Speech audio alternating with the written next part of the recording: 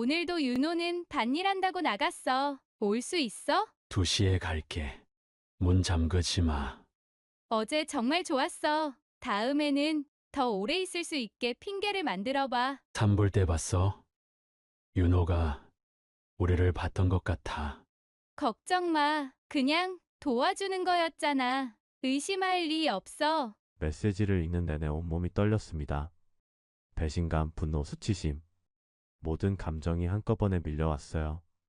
그토록 믿었던 아내와 평범한 이웃이라 생각했던 남자가 저를 이렇게 우습게 만들고 있었다니. 안녕하세요. 특종 실화 채널입니다. 본격적인 이야기 시작 전에 아직 무료 구독하지 않으셨다면 무료 구독 버튼 꾹 눌러주시고 함께 실화 속으로 들어가 볼까요? 오늘의 실화 사연 지금 시작합니다. 안녕하세요, 유튜브 구독자 여러분. 저는 윤호라고 합니다. 올해 42이고요. 중소기업에서 15년간 일하다 퇴직하고 아내와 함께 시골로 내려왔습니다.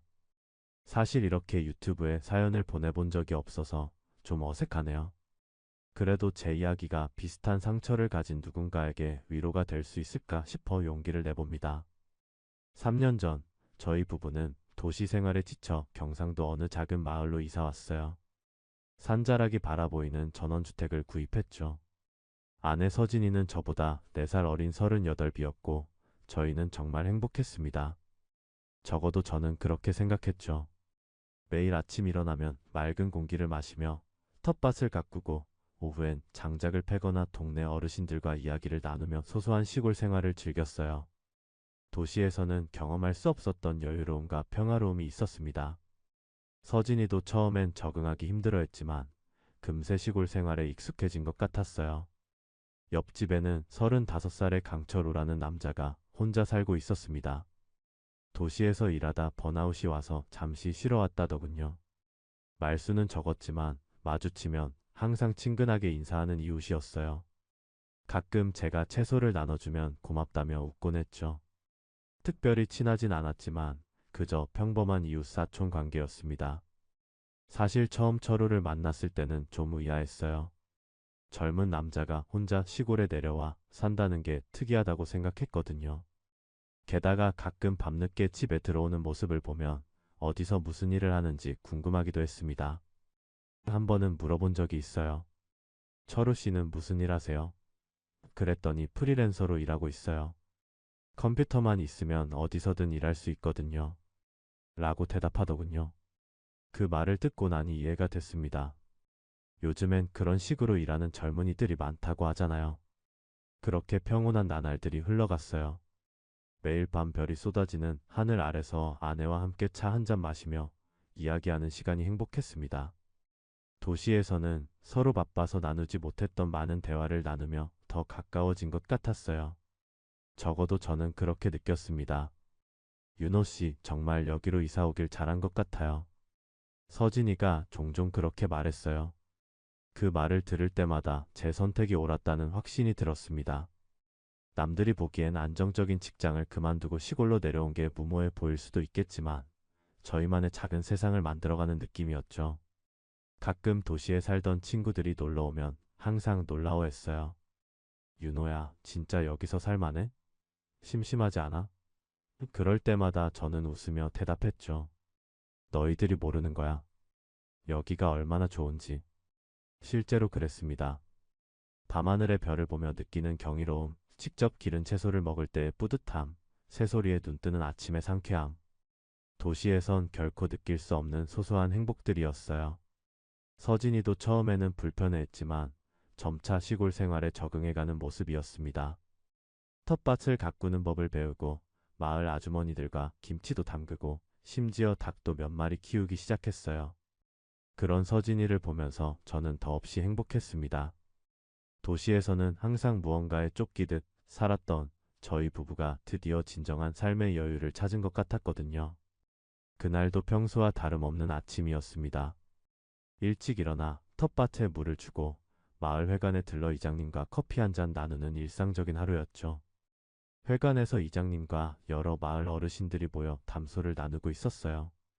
저는 따뜻한 커피를 마시며 그들의 이야기에 귀 기울였습니다. 요즘 날씨가 너무 건조해서 걱정이야. 산불이라도 나면 큰일이지.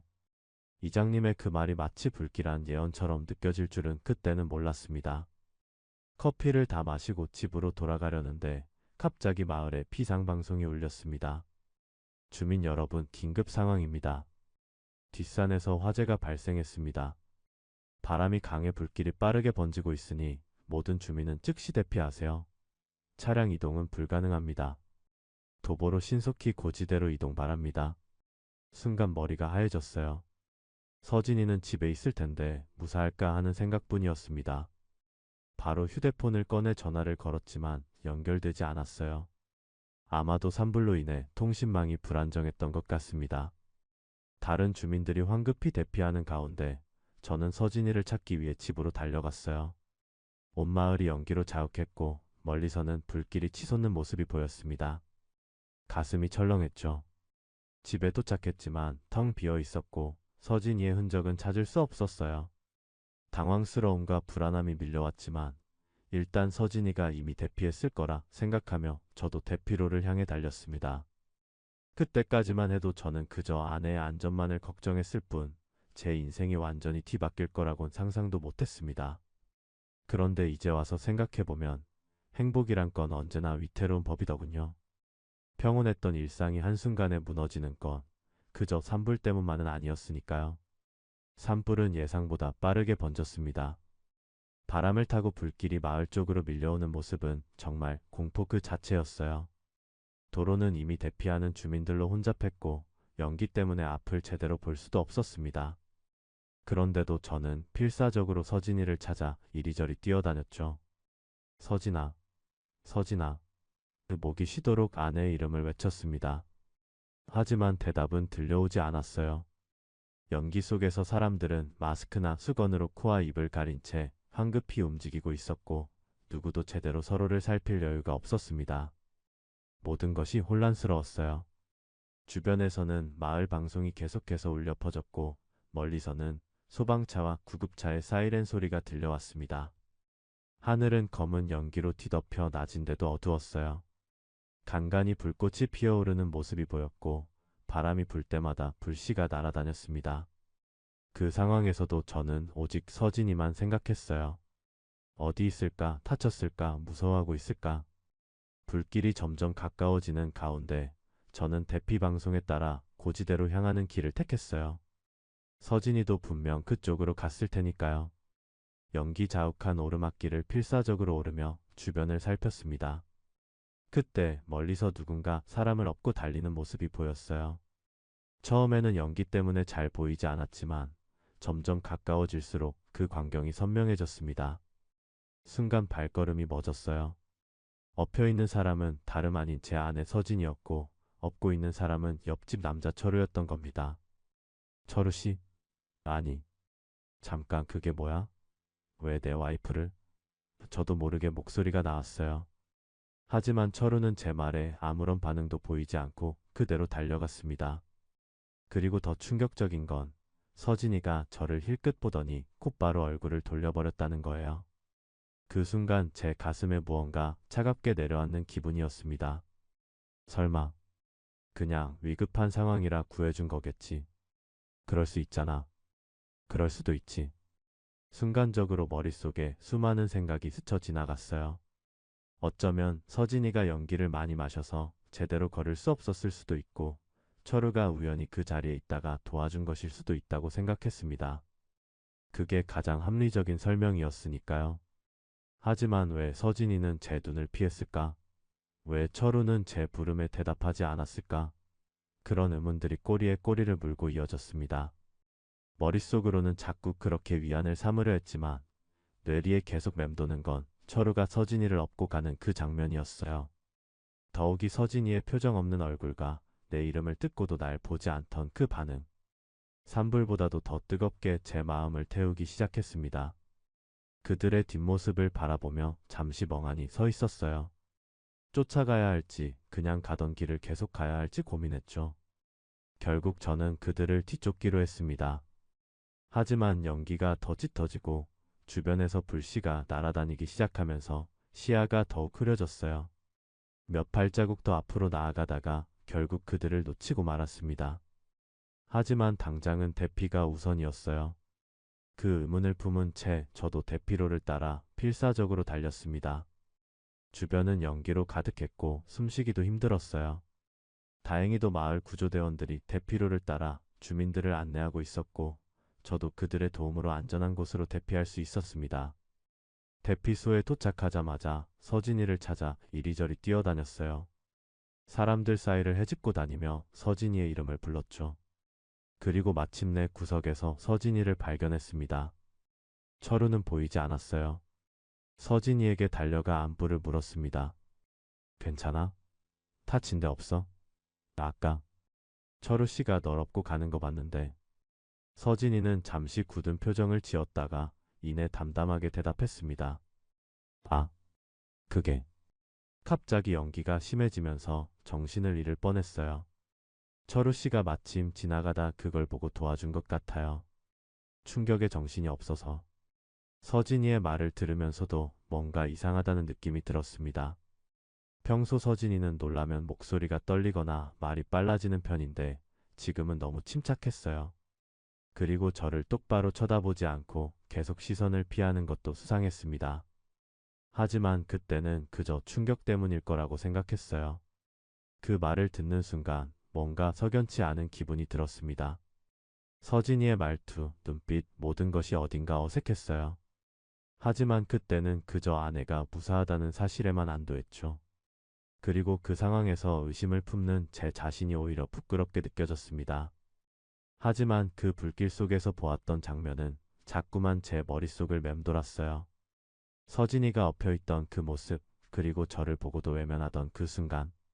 그것이 단순한 우연인지 아니면 더 깊은 무언가가 있는지 그때는 알 수 없었습니다. 그날 밤 대피소에서 많은 주민들과 함께 불안한 밤을 보냈어요. 서진이는 제 옆에서 잠들었지만 저는 도무지 잠을 이룰 수 없었습니다. 계속해서 오늘 본 장면들이 머릿속을 맴돌았거든요. 그리고 마음 한구석에선 뭔가 심상치 않은 예감이 자라나고 있었습니다. 서진이의 숨소리를 들으며 이런저런 생각에 잠겼어요. 결혼 생활 동안 저는 한 번도 서진이를 의심해 본 적이 없었습니다. 신뢰는 관계의 기본이라고 생각했으니까요. 하지만 그날 본 장면은 그 신뢰의 작은 균열을 만들었습니다. 그리고 그 균열이 얼마나 깊고 넓은지는 그때의 저는 상상조차 할 수 없었어요. 이틀 후 마을로 돌아갈 수 있게 되었습니다. 산불은 많은 피해를 남겼지만 다행히 인명피해는 없었어요. 저희 집은 반쯤 불탔고 옆집 철우의 집도 비슷한 상태였습니다. 집으로 돌아와 잿더미가 된 살림을 보는 기분은 말로 표현하기 어려웠어요. 다행히 중요한 생필품들은 불이 닿지 않은 방에 남아 있었습니다. 마당에 들어서자마자 느껴지는 그 흐름과 제 냄새가 코를 찔렀어요. 한때 푸르렀던 정원은 검게 타버렸고 그토록 정성 들여 가꾸었던 텃밭은 흔적도 없이 사라졌습니다. 집 안으로 들어가니 상황은 더 심각했어요. 거실과 주방은 완전히 타버렸고 천장 일부가 무너져 내린 상태였습니다. 끔찍한 광경이었지만 그래도 안방과 작은 방은 피해가 적은 편이었어요. 서진이는 묵묵히 남아있는 것들을 정리하기 시작했어요. 저도 함께 도왔지만 계속해서 머릿속에는 그날의 장면이 맴돌았습니다. 불길 속에서 서진이를 들쳐 업고 달리던 철우의 모습. 그건 단순히 위급한 상황에서의 도움 이상으로 느껴졌어요. 서진이가 입가에 미소를 띠며 태운 사진첩을 들고 오는 모습을 보았습니다. 다행히 우리 결혼 사진이 든 앨범은 살았네요. 그 말을 들으며 저는 어색하게 웃었어요. 평소 같았으면 함께 기뻐했을 텐데 이제는 그 사진들마저 다르게 보였습니다. 과연 그 웃음들이 진심이었을까? 우리의 행복한 순간들이 서진이에게도 행복했던 걸까? 그런 의문들이 끊임없이 떠올랐어요. 서진아, 그날 정말 정신을 잃을 뻔했던 거야? 조심스럽게 물었습니다. 서진이는 손에 들고 있던 물건을 내려놓더니 잠시 멈칫했어요. 그리고는 저를 똑바로 쳐다보며 대답했습니다. 그랬어요. 갑자기 연기가 심해지면서 숨을 쉴 수가 없었거든요. 왜 자꾸 그 얘기를 해요? 서진이의 목소리에는 미묘한 긴장감이 느껴졌어요. 평소라면 놓치고 말았을 작은 변화였지만 이제는 모든 것이 의심스러웠습니다.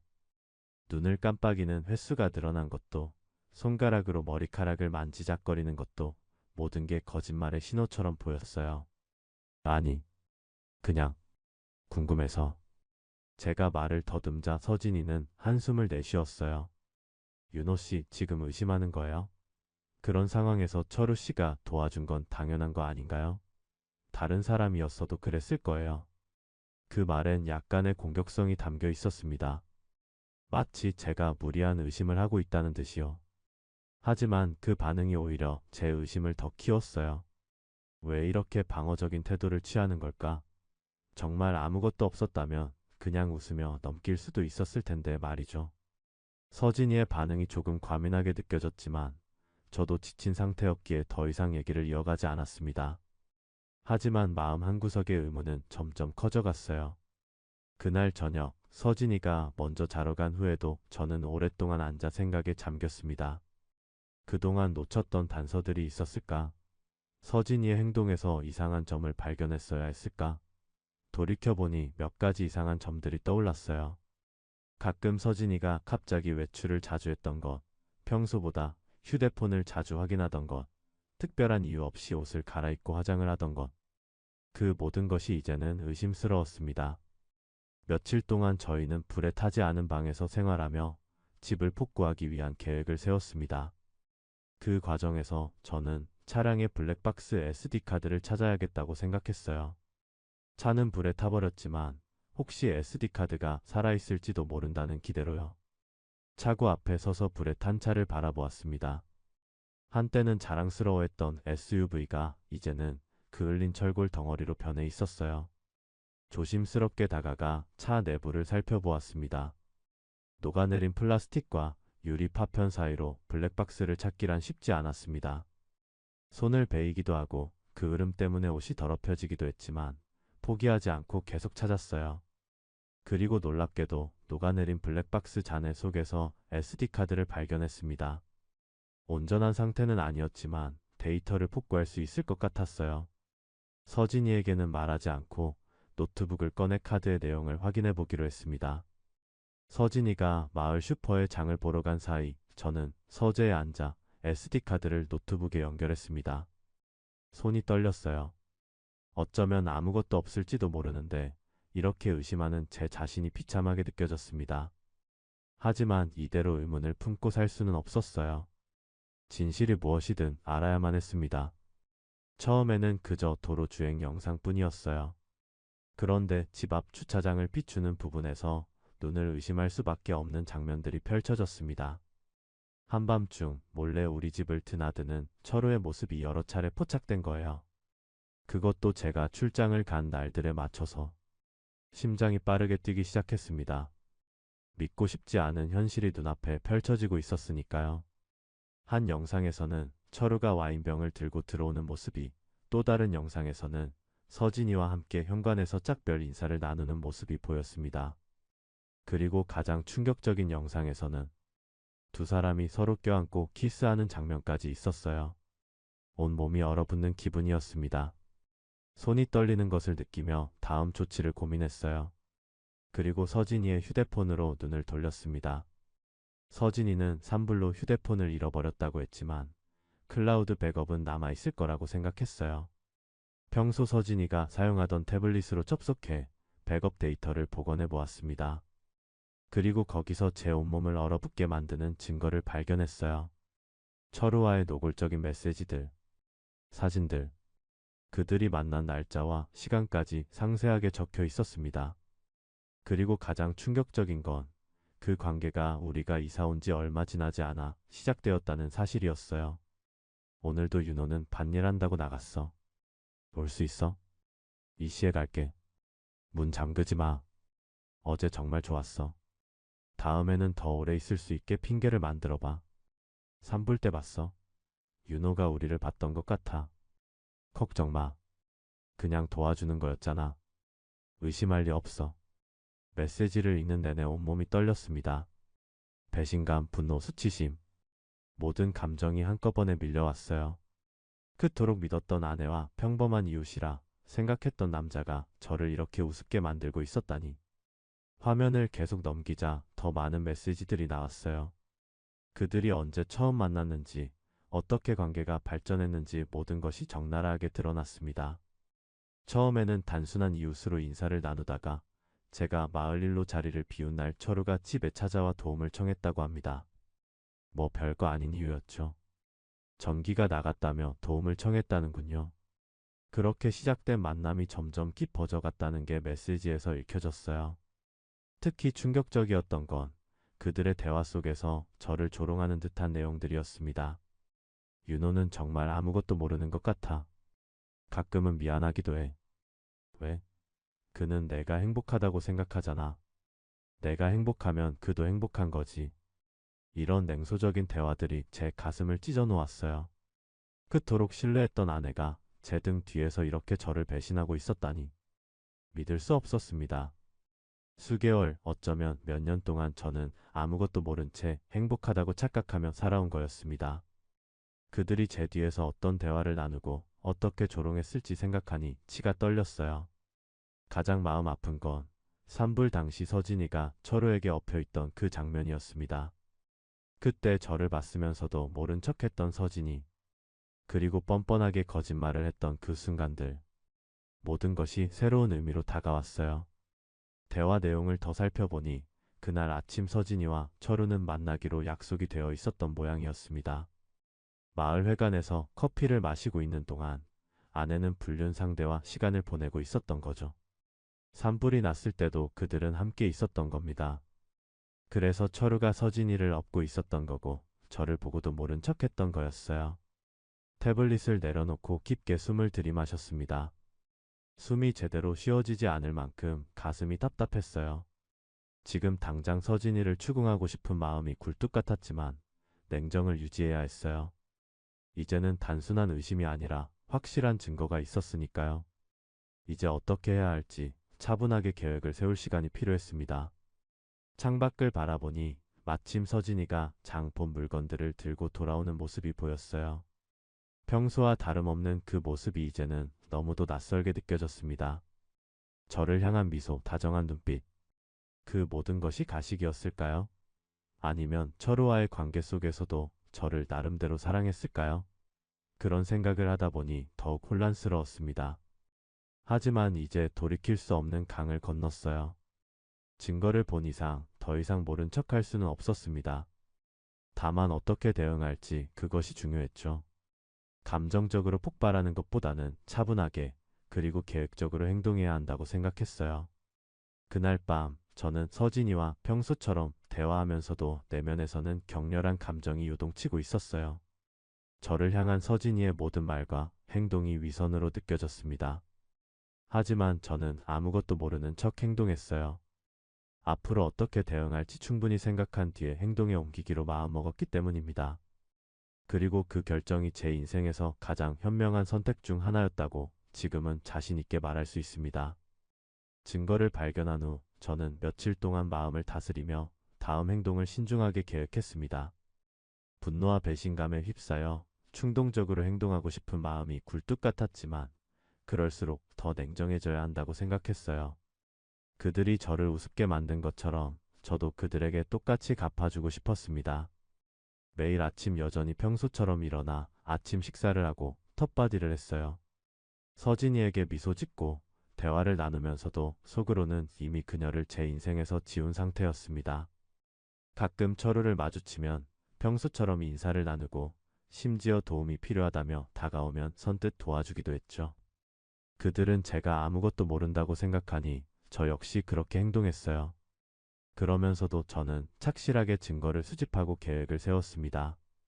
블랙박스 영상을 백업하고 메시지들을 모두 저장했어요.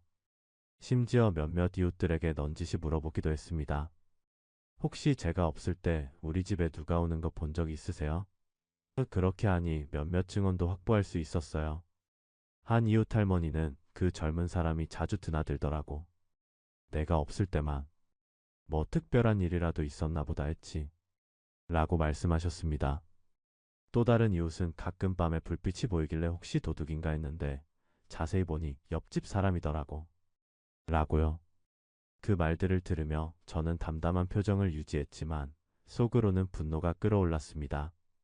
변호사를 만나기로 했어요. 상간자 소송과 이혼에 대한 법적 조언이 필요했거든요. 읍내로 나가 변호사를 찾아갔고 모든 증거를 보여드렸습니다. 블랙박스 영상, 메시지 내용, 사진들 모든 것을 철저히 준비했어요. 증거가 충분합니다. 변호사는 단호하게 말했습니다. 상간자 소송과 이혼 청구 둘 다 승산이 있어요. 특히 이런 명백한 증거가 있으니까요. 변호사는 제 상황을 듣고 매우 동정적인 반응을 보였습니다. 이런 경우가 생각보다 많습니다. 하지만 대부분 증거를 확보하지 못해 불리한 경우가 많죠. 윤호 씨는 철저하게 준비하셨네요. 변호사와 몇 시간 동안 향후 계획에 대해 논의했습니다. 상간자 소송을 먼저 제기하고 이어서 이혼 소송을 진행하기로 했어요. 재산 분할 문제도 철저히 준비했습니다. 다행히 전원주택은 제 명의였고 결혼 생활 동안 모은 재산도 대부분 제 수입에서 비롯된 것이었기 때문에 유리한 위치에 있었어요. 무엇보다 중요한 건 감정에 휘둘리지 않는 것입니다. 변호사의 조언이 기억에 남았어요. 상대방을 자극해서 불리한 상황을 만들지 마세요. 증거가 확실한 만큼 차분하게 법적 절차를 밟아나가는 것이 가장 현명합니다. 그 말을 듣고 나니 마음이 조금 가라앉았어요. 적어도 법적으로는 제가 유리한 위치에 있다는 사실이 안도감을 주었습니다. 변호사와 상담을 마친 후 집으로 돌아오는 길에 문득 철우의 집을 바라보게 되었어요. 그는 여전히 집을 복구하느라 바빴고 저를 보자 평소처럼 인사했습니다. 윤호 씨, 집 복구는 잘 돼가나요? 철우의 목소리에는 아무런 미안함이나 불편함이 없었어요. 마치 정말 아무 일도 없었던 것처럼 행동하는 모습이 더욱 가증스럽게 느껴졌습니다. 그의 눈을 바라보니 불현듯 그가 얼마나 뻔뻔한 사람인지 깨달았어요. 내 아내와 몰래 관계를 맺으면서도 내 얼굴을 마주보며 웃을 수 있는 사람이라니. 그 뻔뻔한 모습에 순간 치밀어 오르는 분노를 참기 어려웠습니다. 하지만 아직은 때가 아니었어요. 그저 가볍게 고개를 끄덕이며 집으로 들어왔습니다. 집에 들어오니 서진이가 저녁 식사를 준비하고 있었어요. 마치 아무 일도 없었던 것처럼 평범한 부부의 일상처럼요. 그 가식적인 모습이 더 이상 참을 수 없을 만큼 역겨웠지만 저는 여전히 모르는 척 행동했습니다. 오늘 읍내에 다녀왔어요. 집 보험 관련해서 알아보려고요. 일부러 거짓말을 했어요. 서진이는 아무렇지 않게 대답했습니다. 그래요? 어떻게 됐어요? 생각보다 괜찮을 것 같아요. 곧 결과가 나올 거예요. 식탁에 앉아 서진이가 준비한 저녁을 먹으면서 문득 이 상황이 얼마나 기괴한지 실감이 났습니다. 서로 거짓말로 대화를 나누고 가식적인 미소를 교환하는 부부. 이게 과연 결혼 생활의 모습인가 싶었어요. 하지만 그 가식 속에서도 저는 한 가지 깨달음을 얻었습니다. 바로 제가 서진이를 더 이상 사랑하지 않는다는 사실이었어요. 바람을 피운 배우자를 용서하고 다시 시작하는 부부들도 있다고 들었습니다. 하지만 저에게는 그런 용서가 불가능했어요. 서진이의 배신은 단순한 실수가 아니라 계획적이고 지속적인 것이었으니까요. 그리고 무엇보다 그들이 저를 얼마나 우습게 여겼는지를 알게 된 후로는 그 모욕감이 너무 컸습니다. 그렇게 몇 주가 지났고 그동안 저는 법적 절차를 차근차근 밟아나갔습니다. 상간자 소송을 위한 서류를 준비하고 이혼 소장도 작성했어요. 그리고 드디어 모든 준비가 끝났을 때 서진이에게 이혼 소장을 송달했습니다. 그날 서진이의 표정은 평생 잊을 수 없을 것 같아요. 소장을 받아들고 얼굴이 하얗게 변하더니 떨리는 손으로 내용을 확인했습니다. 그리고 천천히 고개를 들어 저를 바라봤어요. 이게 무슨 뜻이에요? 서진이의 목소리가 떨렸습니다. 저는 차갑게 대답했어요. 글자 그대로예요. 난 당신과 이혼하기로 했어. 하지만 왜요? 무슨 일이 있었길래 갑자기? 저는 쓴웃음을 지었습니다. 철우와의 불륜, 그게 갑자기인가요? 서진이의 얼굴에서 핏기가 완전히 사라졌어요. 몇 초간 침묵이 흐르더니 이내 서진이는 눈물을 흘리기 시작했습니다. 윤호 씨, 제가 잘못했어요. 정말 미안해요. 하지만 제발 한 번만 용서해 주세요. 다시는 그런 일 없을 거예요. 그 눈물이 얼마나 가식적인지 생각하니 더욱 화가 났습니다. 얼마나 많은 날들을 거짓으로 살아왔는지, 얼마나 오랫동안 저를 속여왔는지. 용서란 있을 수 없었어요. 용서요? 당신은 나를 얼마나 우습게 봤나요? 블랙박스 영상도 봤고 메시지도 다 확인했어요. 산불날 당신이 철우에게 엎혀있던 모습도 봤고요. 그때 당신이 나를 보고도 모른 척했던 것도 기억해요. 서진이는 말문이 막힌 듯 했습니다. 그리고는 갑자기 무릎을 꿇고 저에게 매달렸어요. 제발, 제발요. 다시 한 번만 기회를 주세요. 정말 다시는 그러지 않을게요. 우리 다시 잘 살 수 있어요. 그 모습을 보고 있자니 문득 서진이가 얼마나 비참한 사람인가 하는 생각이 들었어요. 남편을 속이고 배신하고 그러고도 발각되자 무릎 꿇고 용서를 구하는 참 비참한 모습이었습니다. 하지만 동시에 그 모습이 저에게는 더 이상 아무런 감정적 동요를 일으키지 않는다는 사실도 깨달았어요. 저는 서진이의 손을 떼어냈습니다. 이미 늦었어요. 난 당신을 더 이상 사랑하지 않아요. 그리고 철우에게도 상간자 소송을 제기했습니다. 서진이의 눈이 커졌어요. 뭐라고요? 그럴 수는 없어요. 철우는 뭐요? 당신의 불륜 상대잖아요. 이제 그에 대한 대가를 치르게 될 겁니다. 서진이는 공포에 질린 표정으로 저를 바라봤어요. 아마도 지금까지 저를 얼마나 만만하게 봤는지 이런 대응은 상상도 못했던 모양입니다. 그 표정을 보는 것만으로도 어느 정도 만족감을 느꼈지만 아직 끝이 아니었습니다. 짐을 싸세요. 오늘부터 이 집에서 나가주셨으면 합니다. 법적 절차가 모두 끝날 때까지 연락은 변호사를 통해서만 하겠습니다. 서진이는 더 이상 할 말을 잃은 채 무너지듯 앉아 흐느꼈습니다. 그리고 저는 그 모습을 차갑게 지켜보았어요.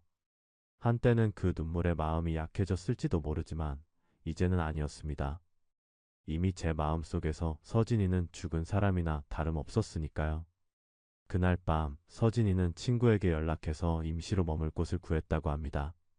짐을 싸는 내내 계속해서 저에게 용서를 구했지만 저는 단 한마디도 더하지 않았어요. 그저 냉담한 표정으로 그녀가 떠나는 모습을 지켜볼 뿐이었습니다. 서진이가 떠나고 난 집은 묘하게 고요했어요. 평소 같았으면 외로움이나 상실감을 느꼈을 텐데 이상하게도 마음이 평온했습니다. 마치 오랫동안 앓던 병이 드디어 나은 것 같은 느낌이었어요. 다음 날 철우에게도 소송 서류가 전달되었습니다. 오후쯤 그가 분노에 찬 얼굴로 제 집을 찾아왔어요. 이게 대체 무슨 짓이야? 철우가 소장을 들고 소리쳤습니다. 저는 담담하게 대답했어요. 법적 조치입니다. 당신이 내 아내와 불륜 관계를 맺었으니 그에 따른 책임을 물을 뿐이에요. 증거가 있다고 생각해? 누가 믿겠어? 철우의 목소리에는 조롱과 분노가 섞여 있었습니다. 저는 조용히 노트북을 열고 블랙박스 영상 몇 개를 보여주었어요. 철우가 한밤중에 우리 집에 드나드는 장면, 서진이와 현관에서 키스하는 장면, 그의 표정이 순식간에 굳어지는 것을 보며 묘한 쾌감을 느꼈습니다. 이것 말고도 증거는 많아요. 메시지들, 사진들, 이웃들의 증언까지. 법정에서 다 공개될 겁니다. 철우의 얼굴이 창백해졌어요. 더 이상의 강한 태도는 온데간데 없고 이제는 두려움에 질린 표정만 남았습니다. 이러지 말고 합의하면 안 될까? 내가 돈을 줄게. 철우가 마침내 입을 열었습니다. 저는 잠시 생각하는 척하다가 대답했어요. 위자료 3천만 원에 합의하겠습니다. 그리고 당신은 이 마을에서 즉시 떠나야 해요. 철우는 잠시 망설이다 고개를 끄덕였습니다. 그의 그 비굴한 모습을 보니 더욱 경멸스러워졌어요. 내 아내를 빼앗을 만큼 대담했으면서 책임질 때는 이렇게 비겁한 사람이었다니. 상간자 소송과 이혼 소송은 예상보다 빨리 진행되었습니다. 철우는 합의금을 지불하고 마을을 떠났고 서진이와의 이혼도 재산분할 없이 깔끔하게 마무리되었어요. 법원에서 마지막으로 서진이를 만났을 때 그녀는 완전히 다른 사람처럼 보였습니다. 예전에 자신감 넘치던 모습은 온데간데 없고 초라하고 지친 표정만 남아 있었어요. 윤호 씨, 정말 이렇게 끝내야 하나요? 서진이가 마지막으로 물었습니다. 저는 그녀를 똑바로 쳐다보며 대답했어요. 그날 널 업고 가는 그 장면을 봤을 때 이미 끝났어. 그때 내 인생에서 널 지운 순간이었다. 그 말을 끝으로 저는 돌아섰고 더 이상 뒤돌아보지 않았습니다. 제 인생의 한 챕터가 끝났고 이제 새로운 시작을 할 때였으니까요. 상간자 위자료 3천만 원, 재산 분할 없는 이혼 판결. 모든 법적 절차가 마무리된 후 많은 사람들이 저에게 물었습니다. 이제 어디로 갈 거예요? 여기선 너무 안 좋은 기억만 있잖아요. 하지만 저는 마을을 떠나지 않기로 했어요. 이곳은 제가 선택한 곳이었고 저의 꿈이 있는 곳이었으니까요. 다른 사람들의 잘못 때문에 제 꿈을 포기할 이유는 없었습니다. 불에 탄 집터 위에 다시 집을 짓기 시작했어요. 이번에는 건축업체를 고용하지 않고 제 손으로 직접 목조주택을 지었습니다. 매일 아침부터 저녁까지 땀을 흘리며 목재를 자르고 못을 박고 벽을 세웠어요. 육체적으로 고된 일이었지만 그 과정이 오히려 저에게는 치유가 되었습니다. 마을 사람들도 많이 도와주었어요. 처음에는 서진이와의 이혼 소식에 수군거리는 사람들도 있었지만 진실이 알려지면서 오히려 저를 동정하고 돕고자 하는 분들이 많아졌습니다. 특히 마을 어르신들이 자주 찾아와 격려해 주셨어요. 윤호야, 내가 참 대단하다. 그런 일을 겪고도 묵묵히 자기 길을 가는 모습이 보기 좋아. 이장님이 어느 날 찾아와 그렇게 말씀하셨습니다. 집을 짓는 과정은 생각보다 오래 걸렸지만 그만큼 보람찼어요. 제가 직접 디자인하고 직접 만든 집이니까요. 예전 집보다는 작았지만 제가 필요한 모든 것을 갖춘 아늑한 공간이었습니다. 집을 짓는 동안 많은 생각을 했어요. 어떻게 저와 서진이의 관계가 그렇게 되었는지, 왜 저는 그 징후를 알아채지 못했는지, 그리고 앞으로 어떻게 살아가야 할지.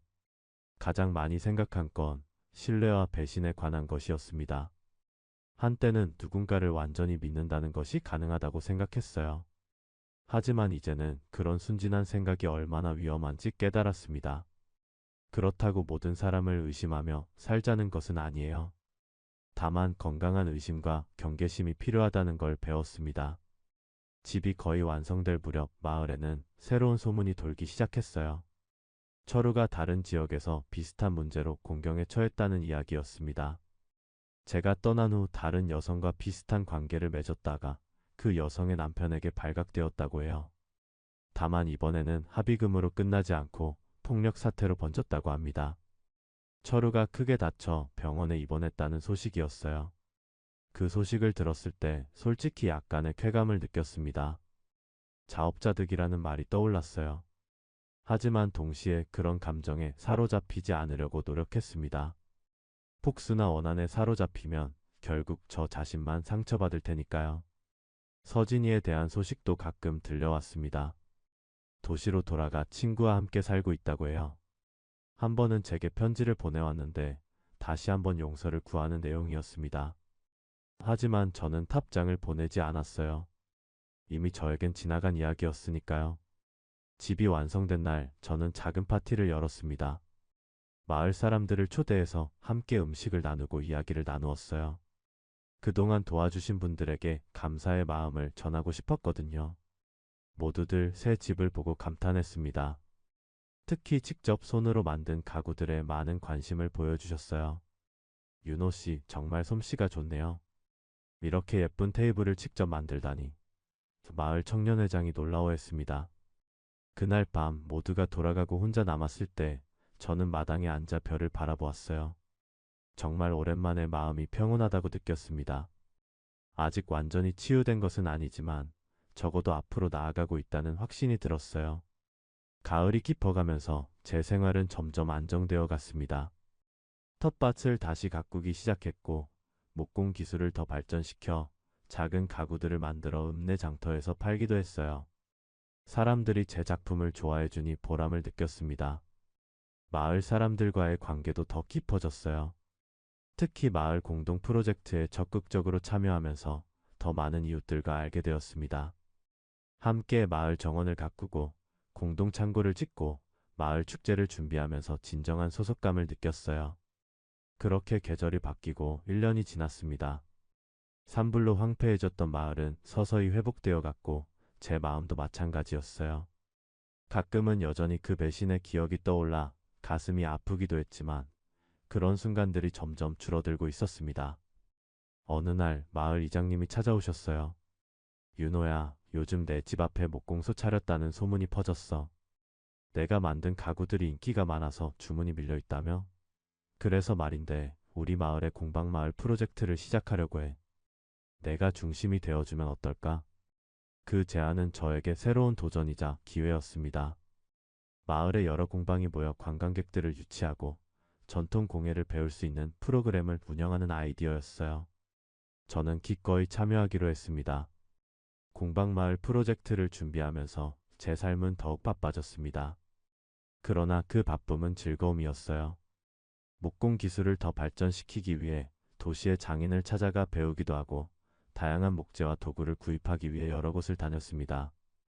그 과정에서 같은 취미를 가진 많은 사람들을 만났고 새로운 인연들이 생겨났어요. 마을에는 점점 더 많은 공방이 생겨났고 주말이면 관광객들로 붐비기 시작했습니다. 제 목공소도 인기가 많아져서 가구 주문이 밀리기 시작했어요. 심지어 잡지에서 취재를 오기도 했습니다. 도시를 떠나 시골에서 제2의 인생을 찾은 장인이라는 제목으로 기사가 실렸죠. 그 기사를 본 서진이가 다시 연락을 해왔습니다. 축하한다는 메시지와 함께 한 번만 만나달라고 부탁했어요. 하지만 저는 정중히 거절했습니다. 더 이상 할 이야기가 없다고 각자의 길을 가는 것이 좋겠다고 전했어요. 그게 저희 둘 다를 위한 최선이라고 생각했으니까요. 여러분, 지금까지 제 이야기를 들어주셔서 감사합니다. 배신당하고 무너졌던 제가 어떻게 다시 일어서서 새 삶을 시작했는지 솔직하게 나눠봤습니다. 누군가에게 깊은 배신을 당했을 때 우리는 두 가지 선택을 할 수 있어요. 분노와 복수심에 사로잡혀 더 큰 상처를 입거나 그 아픔을 딛고 일어나 진정한 자신만의 삶을 찾는 것. 저는 다행히 후자를 선택했고 그것이 제 인생에서 가장 현명한 결정이었다고 생각합니다. 여러분이라면 어떻게 하셨을까요? 배신을 당했을 때 어떻게 대처하셨나요? 또는 앞으로 그런 상황이 온다면 어떻게 대응하실 건가요? 여러분의 이야기도 들려주세요.